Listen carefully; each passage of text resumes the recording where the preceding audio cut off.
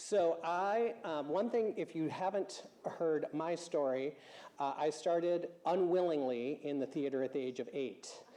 My grandmother, without my knowledge or permission, signed me up for a children's theater class, and then stories shaped my life ever after that. So it's my honor to introduce our keynote speaker, who is here to help us, inspire us to learn how to tell our stories. I can't imagine anyone who has been in this district for a while who hasn't seen the power of his storytelling. You've got his fabulous bio in the program, but this is such a great opportunity to learn from a real pro about how we turn what we do and what our peers in Rotary do into stories that impact our whole region. So please join me in welcoming Huppert, our keynote speaker.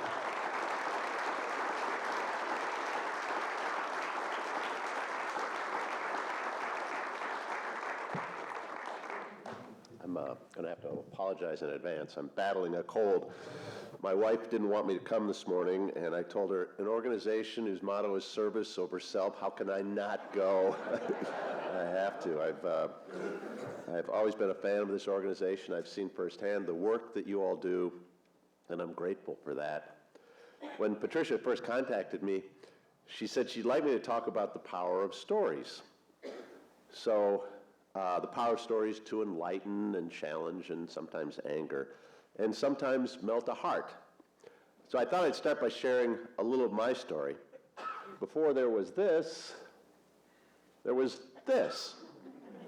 That's the dairy farm on which I grew up about 10 miles from here in River Falls, Wisconsin. I'm the oldest of 5 children.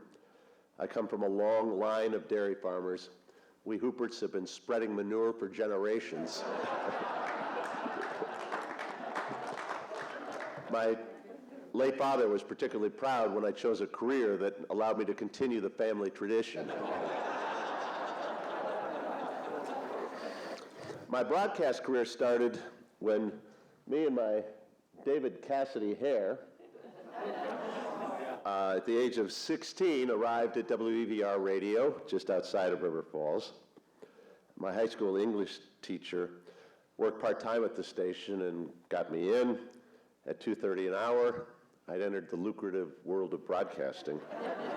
I played Lawrence Welk records and read the news. The appeal of the former quickly wore off, and I gravitated toward the news. I met my wife Sherry in high school. We were both 17 at the time. She was a Prescott girl. We met at the Pierce County Fair in the sheep barn. I've always thought that is a joke in need of a punchline, but you can write your own. Sherry headed to Winona State University, and I declared a journalism major at UW River Falls. In the span of a month, in 1984, we got married. We moved to Wausau, Wisconsin, where I started my first full-time job at WSAW-TV. I'll get this clicker down yet. WSAW was a small operation where you did a little bit of everything. So I reported the news, produced the news, anchored the news, and entered in my own fonts, those titles that you see underneath people in the news. I'll never quite get over the trauma of typing in the title of the president of the local electrical utility and leaving the L out of public.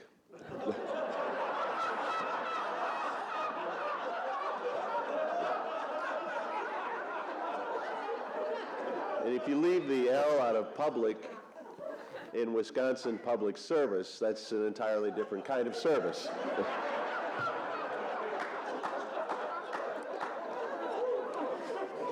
Having somehow survived that trauma, I relocated to Omaha, where I worked for 3 years at KETV.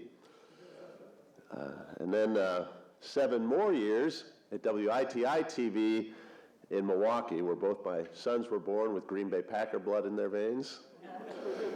And then in 1996, I took a reporting job at KARE 11 that brought me back, bringing my wife back and our 2 kids to the Twin Cities area, which was always a goal. It was a few years after that my wife brought this book home from work. Sherry's a librarian, and she'd picked it up on the free bookshelf at the library. It was written by Dave Moore. How many of you are old enough to remember Dave Moore? I'm in the right group. For those who don't, Dave Moore was the anchor I grew up watching on WCCO. And the book really is a collection of letters that he received from viewers, and then his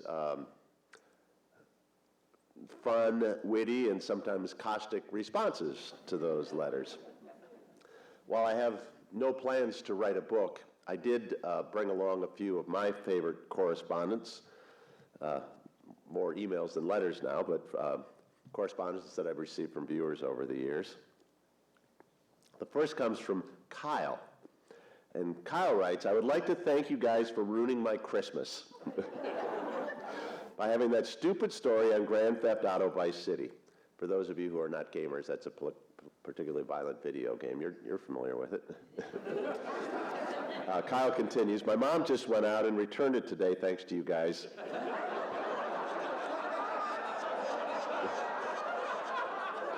I hope you're all happy for ruining a 14-year-old's Christmas." And I have to admit, as the parent of two teenagers at the time, I was kind of happy about that. Dave writes, "I think you're one of the top news reporters in this market, and I enjoy your honest and fair presentations." Does anyone else feel a butt coming? Sure enough. But this evening, during your segment on the heat and dairy cattle, I couldn't help but notice your hair. It appears that you've adopted the Jim Carrey Dumb and Dumber movie style. I hate to say it, but it's not a good look for you. And this is my favorite part. He signed it, "Your friend and fan, Dave." And then there's this one. "The beating death of the blind man in Cass County was tragic. But when did you start identifying the religion of the accused? I am outraged that your report pointed out the accused boys are Catholic. I have never heard you report about any other accused felons as Lutherans, Methodists, Baptists, or Jews.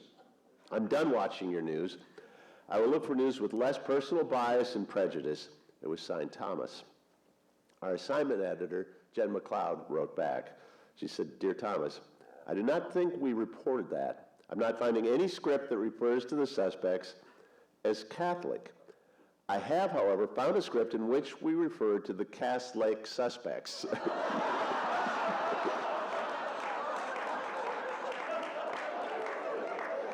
Perhaps that's what you heard. We'll never know. Thomas didn't write back. Which brings me to the final couple of emails that I wanted to share with you. I'd done a story about a woman who started a laughing club in Solon Springs, Wisconsin. And a laughing club is exactly what it sounds like.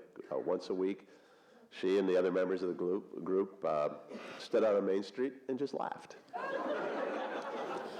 The story aired, and almost immediately I received an email from John in St. Paul. And John wrote, "Your recent story on the lady that laughs in Solon Springs, Wisconsin is without question the stupidest, most ridiculous waste of airtime ever seen on KARE 11. I cannot believe that anyone there allowed it to air. Just when I think KARE has done some great journalism, this garbage airs. This is a new low." John's note was followed a few minutes later by this email from Jennifer. "I have to tell you, thank you so much for your story about Joe Stewart. What a beautiful woman she is. To hear laughter like that is such a wonderful sound. The world would truly be a better place if there were more people like Joe. What I wouldn't give to spend a day with her." Thank you, Joe, for the laughter you spread, and thank you, KARE 11, for your story. Were Jennifer and John watching the same newscast? How is it possible that two people could watch the same story, yet come away with such different opinions of it? And it bugged me for a while, and I thought about it for a while, and I eventually concluded that those two emails say less about Joe and less about our story than they do about John and Jennifer. I think I've decided that if I'm going to side with one side of the equation is it's going to be with the Jennifers of the world. So 18 years ago, roughly, I was traveling to Astoria with one of my favorite photographers, Jonathan Malott. I was on we were actually on a long flight, and we started talking about what we wanted to do with our careers as our hair grayed, and we were aging in this career that we both work in. And we came up with an idea to pitch to our boss a segment called Land of 10,000 Stories. It really goes back to a philosophy that I embraced, working in this industry for a number of years, and being a close-up observer to the terrible ways that people can treat each other. And covering a lot of stories that we have absolutely a responsibility to cover, but also coming to a realization that we also need to shine light on the good. There's a network that uses the slogan fair and balanced, and that's often thought of in terms of Republican and Democratic, or liberal and conservative, but I think fair and balanced also applies to the basic goodness that we see in people, but don't see often enough in television news. And I think if we fail to do that, then we're contributing as journalists to the cynicism that is so prominent in our society today. So which brings me to a story that I'd like to share with you. I'd received a text message from my son, Sam, who lives in Omaha, and he said, "Dad, I think you broke the internet." He said, "I keep seeing your story pop up on my Facebook feed, and there are no negative comments. It's like everything I've read about it, it's just positive." And the same thing was happening for me too. It was everywhere, and people seemed inspired and in some cases moved.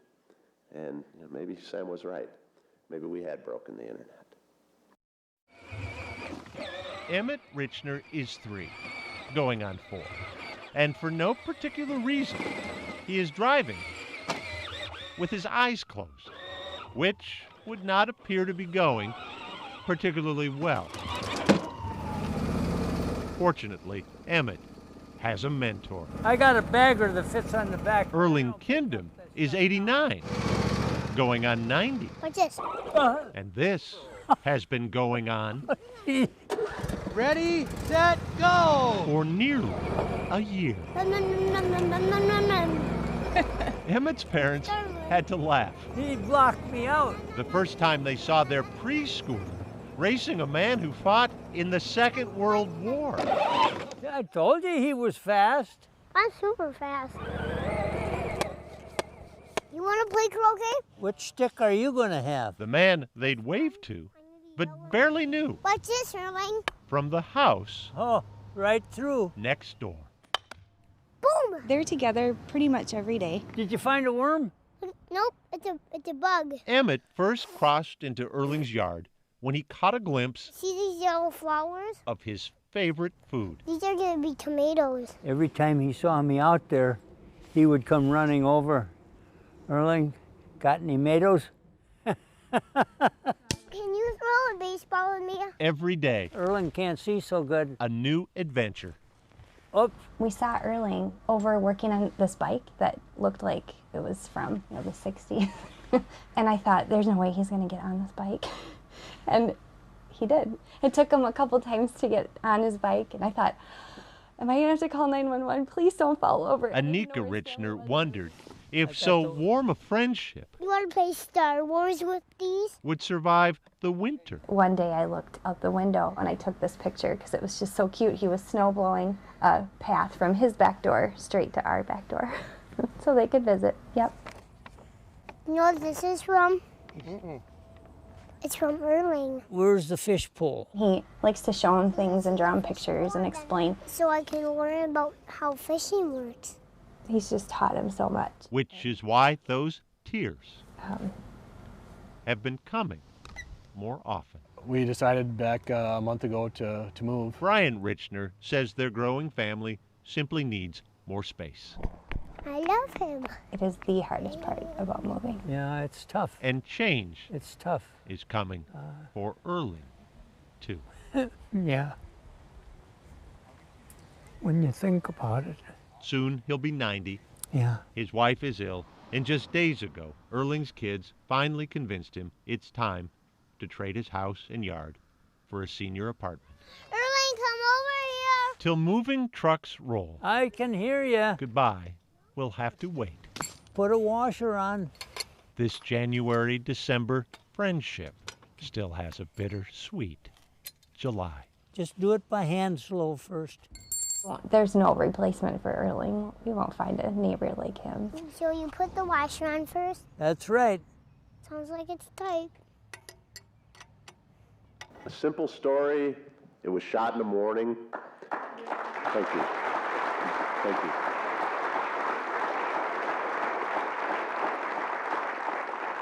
Came from a tip from Emmett's grandmother.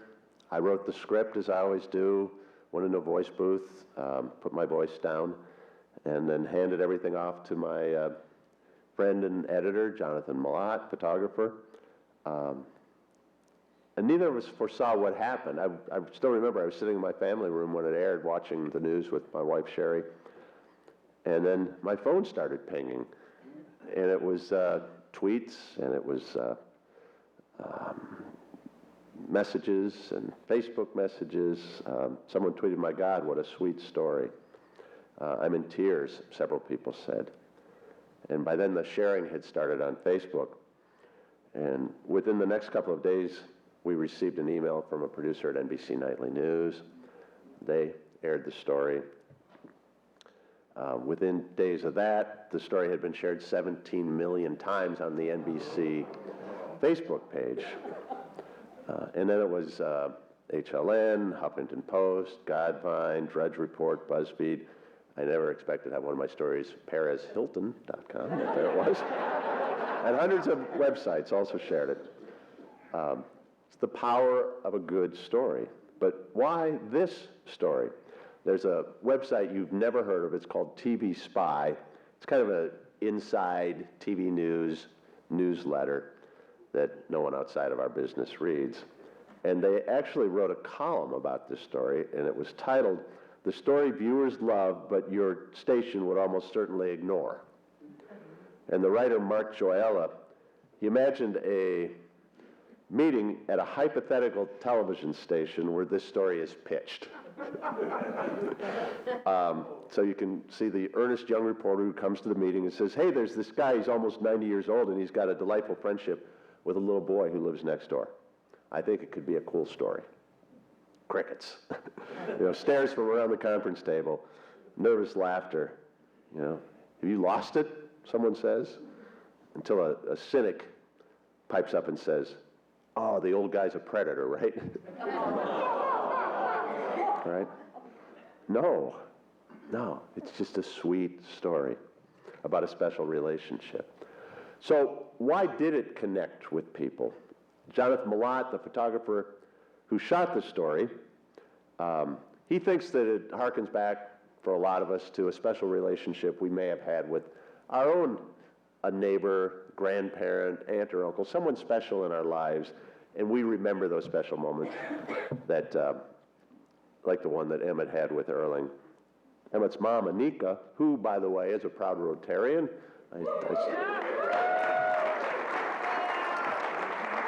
Northfield chapter, and I know she's represented here today. When I asked her why she thought it took off the way it did, she said, "I think people are just craving good news." And that story is nothing but goodness. I don't know the answer to the question, but I do know that stories like this challenge some assumptions that are sometimes made by the people who make the decisions in television news. I've been a reporter for 40 years at those 4 different stations, and I've read the findings of a lot of different consultants in our business, and what they are telling us and what I know to be true are sometimes two different things. And I've got some evidence now that, that didn't exist when I got into this business, because when I got into this business, our success was measured by one thing: ratings, right? Get a good rating, you're doing well. But the problem with a ratings point is it just tells you that people are watching your newscast. It doesn't tell you why they're watching our newscast. And it doesn't tell you, I can't measure what a ratings point is saying to another ratings point at work the next day. And I can't tell you that a ratings point felt so moved by a story that that ratings point wanted to put it on their Facebook page. But now we can do that. There's a big board behind our assignment desk at Care 11, and it shows what people are watching. Not the newscast, but there's a list, and it's always changing and going up and down, of the stories that people are watching on our website at any given time. That's a good indicator of what people want to see on the news, right? And yes, there are stories about people doing bad things to each other that are high on that list, but there are also a lot of stories like this one that are high on that list. And that gives me hope, because in these polarizing times in which we live, we have to find some common ground. We just have to. And there's no reason that can't start with stories.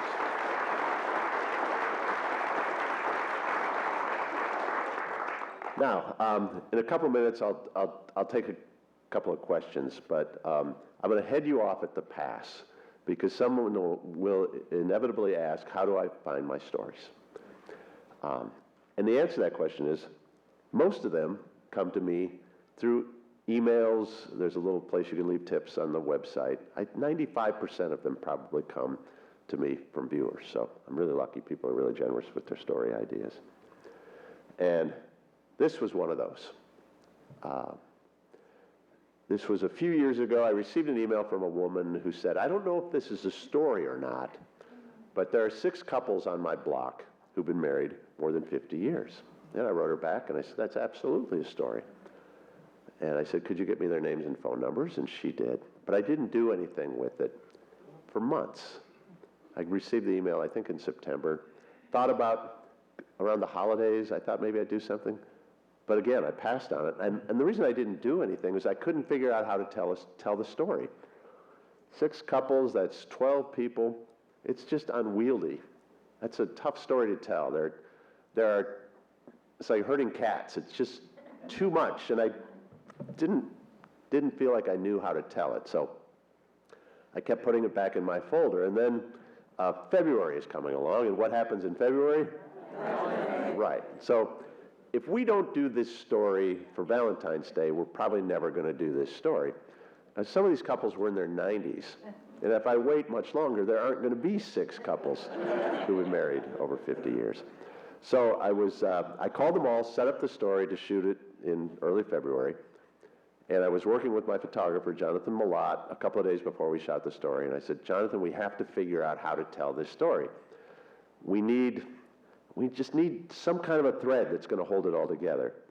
And Jonathan said to me, did you see the movie When Harry Met Sally? How many of you have seen that movie? Wow, almost everyone. He said, let's do what they did in When Harry Met Sally. But he wasn't talking about that.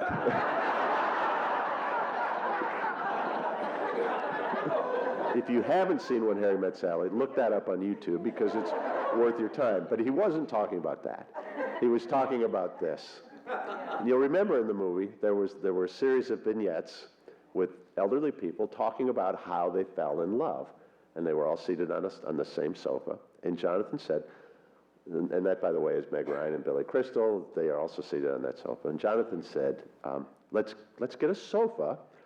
We'll bring it into the studio, light them up, and then we'll have the couples come in. And I said to Jonathan, that's a terrible idea.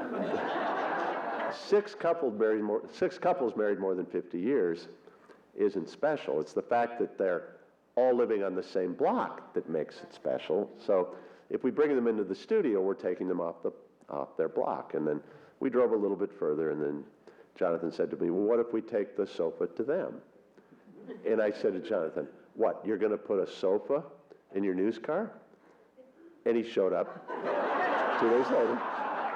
It was even better. It's a love seat in the back of his news car. So now we have our thread, what I call our concept for telling the story of the 6 couples on the same block married for more than 50 years.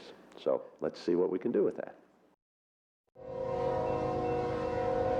In Sherburne County, Elk River is the county seat.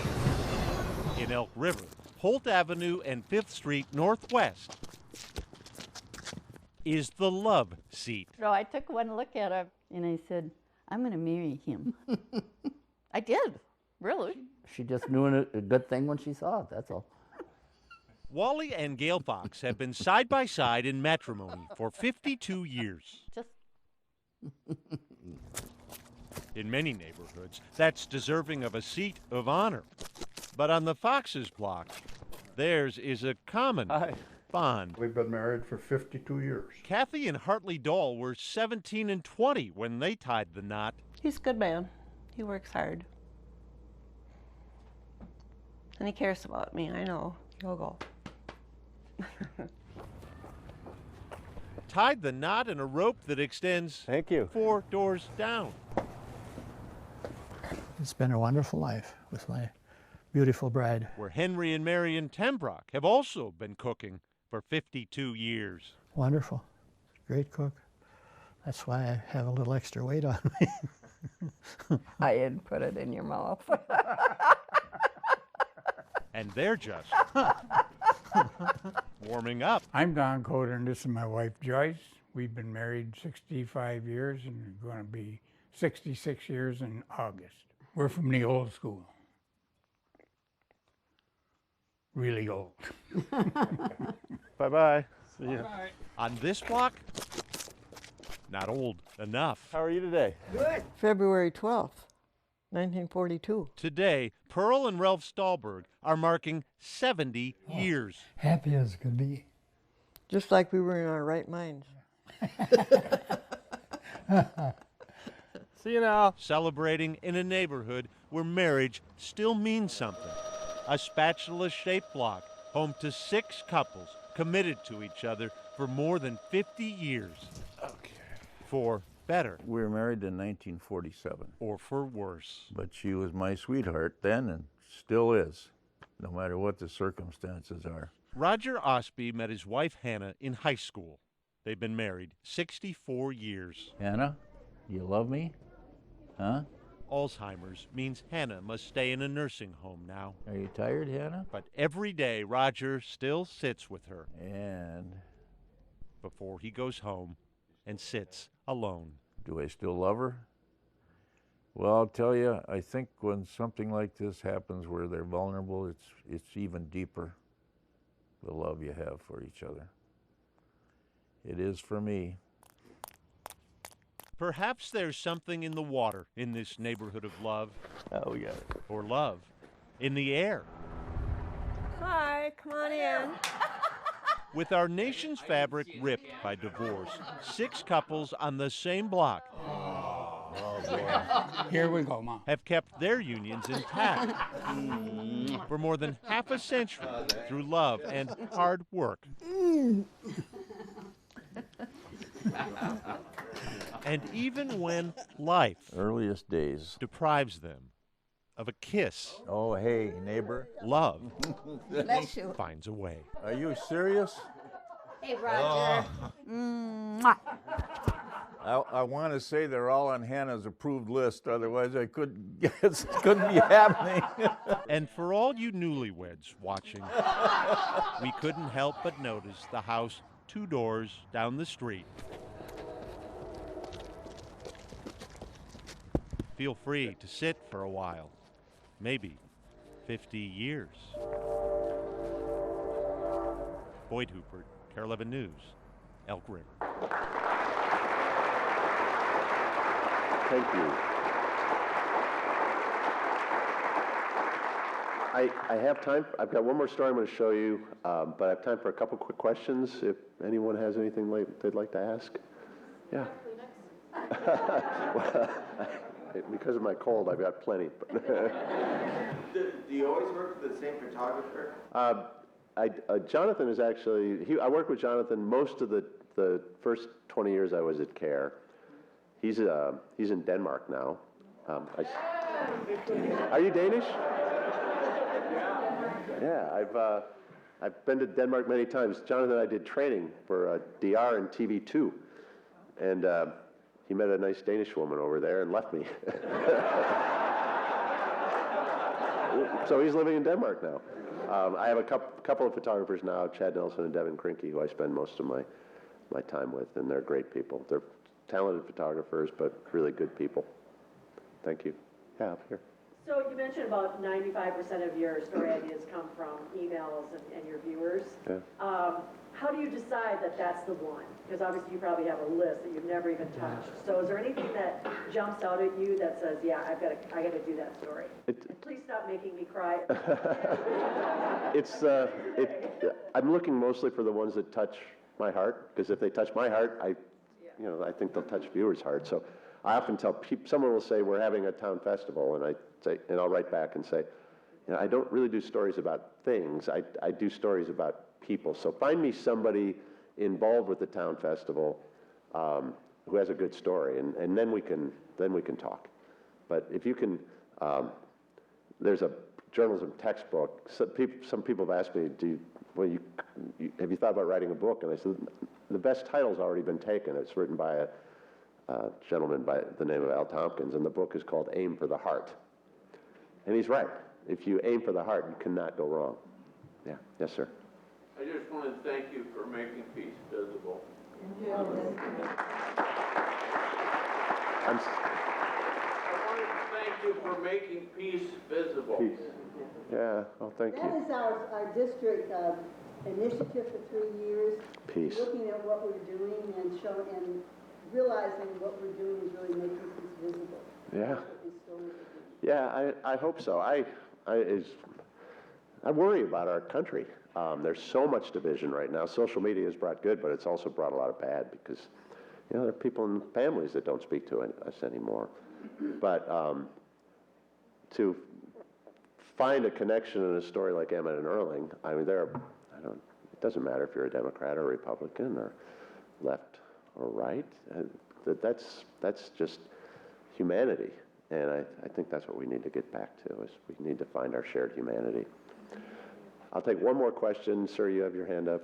Yeah, most news stories don't have this, but how important do you think humor and a feel-good moment is to a story? Oh, definitely. Yeah, a story should make you feel something. We have a really good I-team, and those stories make me angry very often. And that's important work, too. A.J. Legault sits on one corner of our newsroom, and he's rooting out corruption. Very important work. I'm on the other side of the newsroom, and I'm shining light on people who are actually doing good things. So I'm glad that I work at a TV station that sees the value in both. And I think humor is definitely important. I mean, that's part of the reason I love showing that last story that I showed, because it always delights the people in the room. Because of that was probably the best day of my career was spent in that little neighborhood in Elk River. We just had so much fun with the people who lived there. And a number of them, that story's been shown at a number of funerals. That was done about 10 years ago, and unfortunately some of those people have passed away. And I know it's been shown because I've been asked for copies. We'd like to show it at the memorial service or at the funeral, so how can I not love hearing that?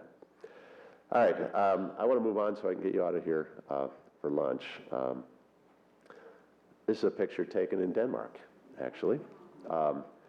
It's my friend Torben Christensen. I was teaching, doing some writing training for, Torben was at TV2 at the time.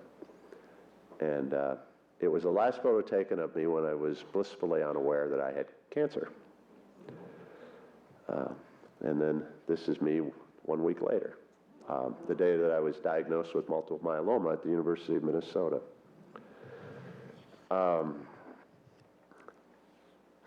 I remember the words vividly that my doctor told me. He said, we can't cure you. It's an incurable cancer, but he said we can fix you. I was immediately admitted to the hospital. My blood had so much protein in it, they were worried that I would have a stroke or a heart attack. So those of you who donate blood, thank you. And plasma, I received 45 bags of donor plasma over 3 days. My doctor referred to it as an oil change. He said, we need to get the bad oil out and the good oil in. My wife, Sherry, snapped that picture just before she left when visiting hours ended. I'm convinced there's no lonelier place in the world than a hospital room after your spouse goes home for the night. And as I laid there that night, unable to sleep, I felt this urgency to make some decisions, because I knew my life was never going to be the same. Like, do I keep working? I was 59 at the time. Sherry and I have been good financial stewards, so we had put enough money away that I could have retired early. Sherry works for the state of Minnesota, which means we have excellent health care, we have a great insurance policy. So if I decided to call it a career, as many people in this situation do, we would have been just fine. More questions. Will this fight be a public or a private one? The comedian Norm Macdonald had died of cancer the same week that I was diagnosed, and I've always been a big Norm Macdonald fan, and I remember thinking when he died, I didn't know he had cancer. He fought his battle very privately, and which is his prerogative. Everybody in this situation can make that decision. So not as prominent as Norm Macdonald. My job as a television reporter puts me in a position where I could share my story and maybe shine some light on multiple myeloma and maybe be helpful to other people. More questions, all of which came down to what do I want to do with the rest of my life, however much time that I have. And as I lay there in that quiet hospital room, I started thinking about a story that I had done 6 months earlier on a kindergarten teacher named Kelly Klein.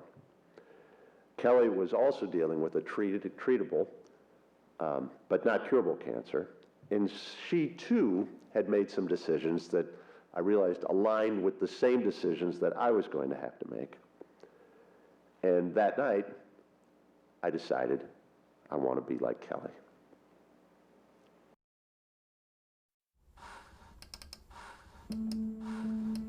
School in a classroom. I have 14 now in the waiting rooms. Teacher in a box. The car my dad popped on. And 21 kindergartners are where their online experience is also defined. Hi, Mrs. Klein. By what's beyond the screen. You're at the doctor's house. Of Kelly Klein. I am at the doctor's house. You're right. The doctor's house is 5-year-old speak for Lakes Medical Center, Wyoming, Minnesota. Hello. Hello. Where this morning the kindergarten class from Falcon Heights Elementary has accompanied their teacher to chemotherapy. Woo woo. Go Raina. Go Raina. They're helping me be strong. Because it's real easy to go down the why me. Kelly has every right to go down that road. A 32-year teacher at the same school she attended, a wife and mom who first battled ovarian cancer 5 years ago, then went back to her life until cancer found Kelly again. Just had a really bad feeling that something might be up. Something cruelly confirmed on the 5th anniversary of Kelly's last chemo treatment. Now that it's returned, it's not curable, it's terminal. So, what to do next? Uno, dos, tres. Show your board. She is my inspiration every day. Beth Benke, school principal, knows most in Kelly's shoes would take a leave. Take a look at your recording sheet. But Kelly came to me and said, Please don't make me. I said, absolutely not. Let's figure it out together. Parents were notified their children would see nurses coming and going, It's amazing to watch it. Cliff, did you have a different idea? opening doors for discussion I think it might turn yellow a little bit. between Cliff Fergus and his parents. He has cancer. She has cancer. What are they giving her when she's there? Treatment. Treatment? What is that? Like some kind of medicine? Yeah. Congratulations, Lucky Duck. The chemo won't cure Kelly. The aim, to slow her cancer down. The last time around, I had a posse of friends that went with me to chemo every week. And with COVID, I can't have that. So what better way to spend 4 or 5 hours than with 5-year-olds? Your new posse. Yes, exactly. Kelly's hair and eyebrows are starting to thin, The gingerbread girl. a topic she'll soon be addressing with her class. I want them to see that cancer isn't a death sentence. Woo, woo, woo. You can still be happy and playful and silly and funny and energized. Abe, do you have something to share? It's a Lego Star Wars toy. Abe's mom, Sarah Derdowski. Couldn't have asked for a better teacher. I can't imagine what she would do in person. If she can do this from there. Ready, scientists? You are looking good. I give them a lot of cheers. I'm their best cheerleader. Woohoo! So that they can know that they can do anything in this world. Maybe they'll invent a cure for cancer. Wouldn't that be wonderful? And they'll think of you when they do. I hope so. Wowie, wow, wow, scientists. Kelly Klein, That was so smart. teaching while she teaches. All right, I'll see you in. Boyd Huppert, Carol 11 News, Wyoming. Bye bye.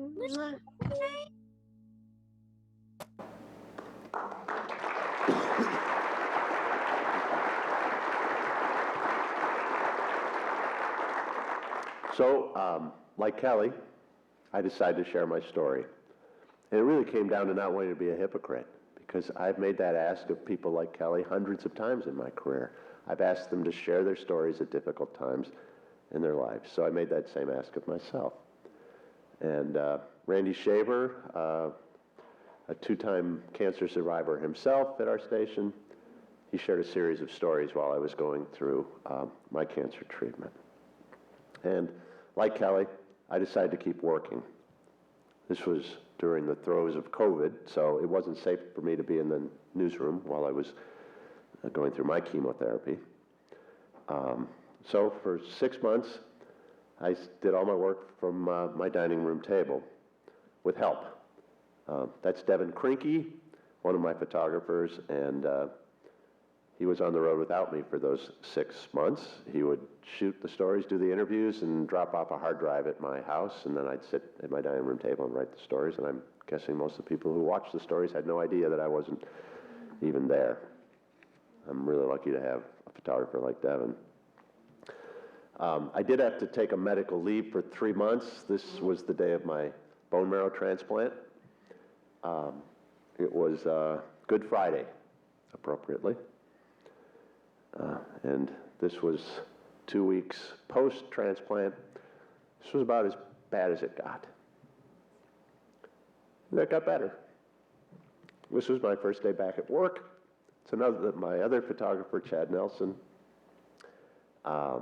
This was 6 weeks after my bone marrow transplant, and I know that my doctors, had I asked them, would not have approved this. But we wore masks. The shoot was outside, and honestly, I needed it. And then it got even better. This was the first day that we were allowed to have people in our house, so I got to hold my granddaughter Tess. There were 5 of us in the room. Tess was born a month before my transplant. 5 of us in the room: my wife, my son Sam, my daughter-in-law Bree, me, and the baby was the only one not crying. More good days have followed. That's Tess in Omaha, where she lives, on her first birthday. We just celebrated her second birthday about a month ago. I return to the Masonic Cancer Center at the University of Minnesota every other week for maintenance, chemo. Then I live my life. I go to work. I go to church. I spend time with family as often as I can. We travel. At 3 o'clock this afternoon, I'll be on an airplane on our way to Ireland for a trip with my wife. And I think that's Kelly Klein's lesson, right? And it's the way that I'm choosing to live my life too. I don't know how much time I have. I don't know how long my wonderful doctors at the University of Minnesota are going to be able to keep me alive, but I promise you with all my heart that every day that I get is a gift, and I will live those days to the fullest. And I want to thank you all for giving me this experience and this time to spend with you today. Keep up the great work that you do at Rotary, and thank you so much for having me.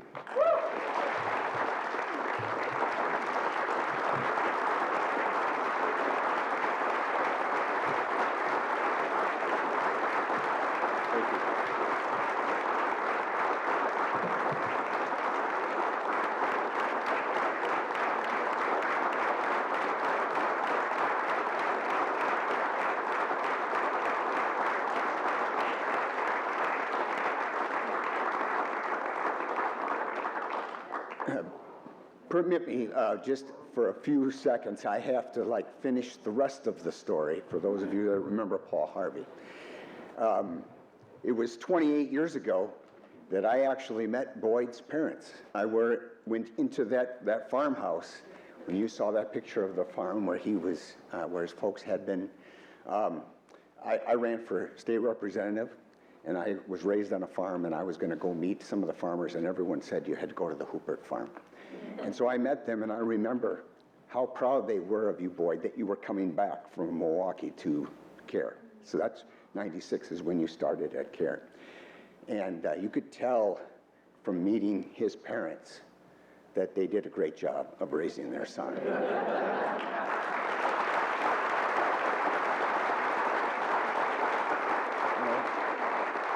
And I cannot imagine ever watching CARE 11 or thinking of that station without thinking about the land of 10,000 stories in Boyd Huppert. I think he is the brand for CARE 11, don't you believe?